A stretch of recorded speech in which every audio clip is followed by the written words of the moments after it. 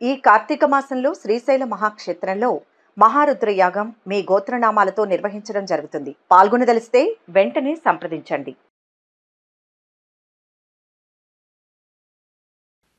ఓం నమ శివాయ.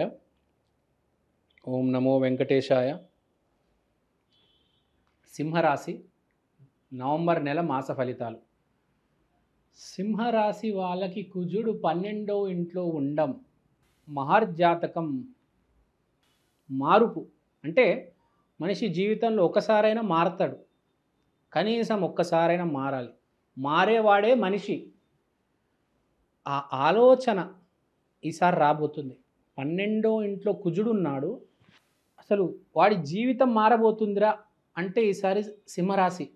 ఇప్పుడు దాకా అందరినీ చీదరించేవాడు, దూషించేవాడు సడన్గా మారిపోయి అందరినీ ప్రేమించడం మొదలు పెడతాడు. చదువు లేనివాడు చదవడం మొదలు పెడతాడు. అసలు నేను వ్యాపారమే చేయను అనుకునేవాడు వ్యాపారం మొదలు పెడతాడు. ఎంత ఇంట్రెస్టింగ్ అండి. చేయలేడు, అట్లా మారితేనే అది జరుగుతుంది. కాబట్టి ఇప్పుడు ఎలా ఉంటుందంటే జీవితం, మన ఆలోచన ఎలా ఉంటుందో మన జీవితం అలా ఉంటుంది. ఒకసారి మన ఆలోచనలో ఏదైనా లోపలికి వెళ్ళిపోయి అది రోజు రోజు అభివృద్ధి చెంది, ఇప్పుడు నేను ఒక యాక్టర్ అవ్వాలనుకున్నాను, అది రోజు గట్టిగా అనుకుంటే ఆటోమేటిక్ నేను రోజు యాక్టింగ్ ప్రాక్టీస్ చేస్తాను, ఒక యాక్టింగ్ స్కూల్లో చేరిపోతాను, ఆటోమేటిక్ నన్ను ఒక సెట్కి తీసుకెళ్ళిపోతుంది. ఆలోచనకు అంత శక్తి ఉంటుంది. ఆ ఆలోచన అది నిజమైపోతుంది, అంత మార్చేస్తుంది అని మనిషిని. సరైన ఆలోచన వచ్చి మనని అది మార్చేస్తే అదే అవకాశం. నువ్వు ఎక్కడో అమలాపురంలో ఉంటావు, యాక్టర్ అవ్వాలనుకుంటావు, గట్టిగా అనుకుంటావు, నీ ఆలోచన నీకంటే పెద్దదైపోతుంది. ఏం లేదు, ఒక ఫోన్ కాల్ వస్తుంది, హైదరాబాద్లో చిరంజీవి సినిమా జరుగుతుంటే నీకు దాంట్లో చిన్న రోల్ వచ్చేస్తుంది. అసలు ఎవడు నమ్మడు, కానీ జరుగుతుంది.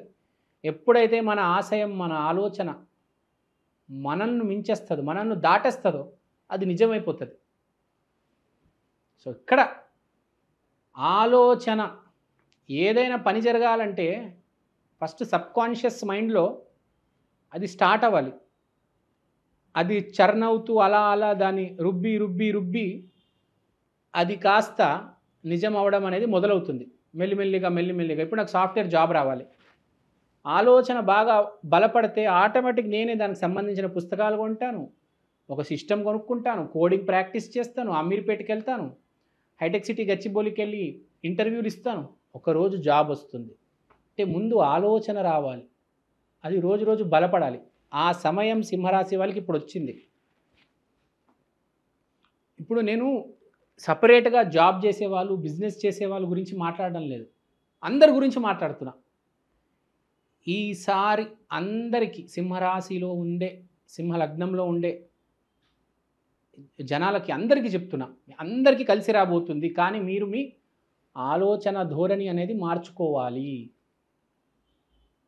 మీరు మారుతేనే మీకు అవకాశం వస్తుంది, లేకపోతే ఇలానే ఉంటుంది. ఇంకోటి ఏంటంటే మీరు మారుతారు కూడా, దానికి కొన్ని పరిహారాలు చేసుకోవాలి.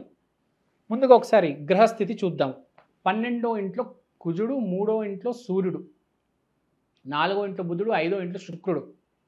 సో దీన్ని బట్టి మాట్లాడితే, ఒకటి, ఫస్ట్ ప్రేమలో పడబోతున్నారు. చెప్పాను కదా ఆలోచన మార్పు వస్తుందని. సో ఫస్ట్ ప్రేమలో పడబోతున్నారు ఒక అమ్మాయితో.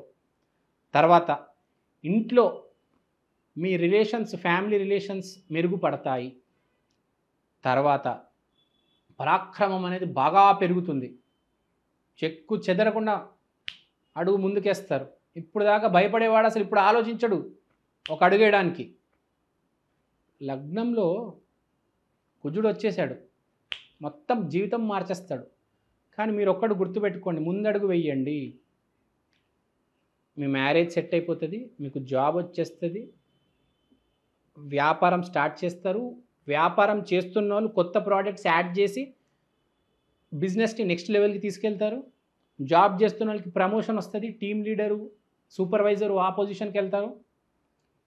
ఇంకా బయటికి వెళ్ళాలి, విదేశాలకి, MS, Australia, England, Ireland, Netherland, వీళ్ళందరికీ సూపర్ సక్సెస్ కాని వాడు లేడు ఈసారి కార్తీక మాసంలో. సింహం అంటేనే ఎక్కడో శివుడితో లింక్ ఉంది.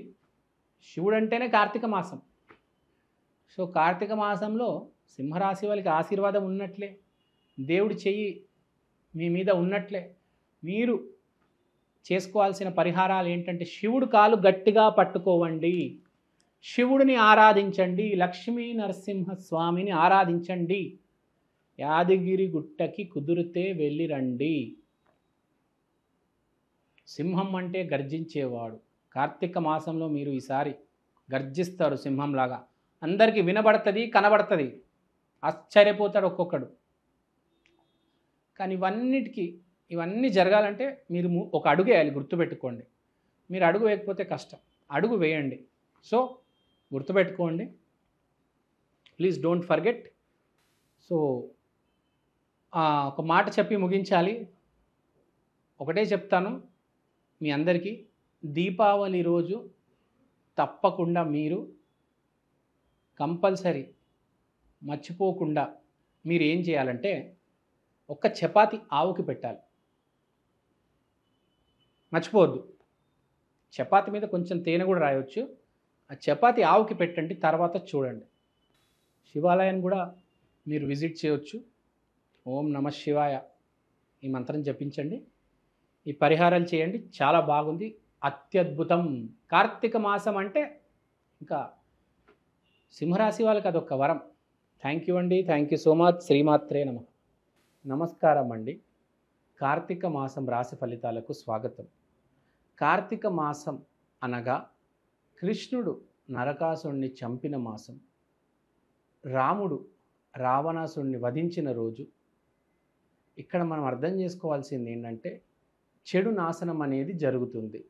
అంటే రాముడికి చాలా మంచి రోజు, కృష్ణుడికి చాలా మంచి రోజు. రాముడికి కృష్ణుడికి కలిసి వచ్చిన మాసం కార్తీక మాసం. అదే నరకాసురుడికి రావణాసురుడికి కలిసి రాని రోజు, కలిసి రాని మాసం కార్తీక మాసం. అంటే ఈ మాసం కొందరికి చాలా బాగుంటుంది, కొందరికి చాలా దారుణంగా ఉంటుంది. మనం కార్తీక మాసంలో చూస్తూ ఉంటాం, వ్యాపారస్తులకి అనారోగ్య సమస్యలు వస్తాయి, మంచి వాళ్ళకి మంచి ఫలితాలు జరుగుతాయి, జాబ్ రావడం జరుగుతుంది, బిజినెస్ రావడం జరుగుతుంది. ఎప్పుడైనా మనం కాయిన్ తీసుకుంటే దానికి ఎలా అయితే రెండు వైపులు ఉంటాయో కార్తీక మాసానికి కూడా రెండు వైపులు ఉంటాయి. ఒకటి మంచి, ఒకటి చెడు, మధ్యలో ఏమీ ఉండదు. ఓ మాదిరికి వెళ్తున్నట్టు ఉంది, ఓ మాదిరి జీవితం, అలా ఏమీ ఉండదు. ఈసారి చాలా మంచి జరుగుతుంది, లేకపోతే చాలా చెడు జరుగుతుంది. ఈ మాసం వైశిష్ట్యమే అది. సో ఇప్పుడు దాకా మీరు చేసిన పనులన్నీ మంచి పనులు అయితే మీకు తప్పకుండా మంచి జరుగుతుంది. మీరు చెడు మార్గంలో వెళ్ళి ఎక్కువ రేట్లకు సరుకులు అమ్మి లాభ పొందితే ఈ మాసం మొత్తం బయటకు వచ్చేస్తుంది వ్యాధి రూపాన్ని. సో మీరు అర్థం చేసుకోవాలి, కార్తీక మాసం అనేది చాలా స్పెషల్ మాసం, మామూలు విషయం కాదు. శివుడు, కార్తికేయుడు వీళ్ళు పాలించే మాసం కార్తీక మాసం. ఈ మనకు చూసుకుంటే ఎన్ని మాసాలు వచ్చినా కార్తీక మాసం వైశిష్ట్యమే వేరు. అయ్యప్ప స్వామి మాల కూడా కార్తీక మాసంలోనే వేస్తారు. ఎందుకంటే కర్మలన్నీ మనం తీసిపడేసే మాసం ఇది. ఎన్ని పాపాలు చేసున్నా మీరు ఈ మాసం మీరు పద్ధతిగా ఉంటే, దీక్ష తీసుకుంటే బాగా కలిసి వస్తుంది. అయ్యప్ప దీక్ష తీసుకుంటే అద్భుతం, ఇంకా మీ జాతకం మహర్జాతకం అయిపోతుంది.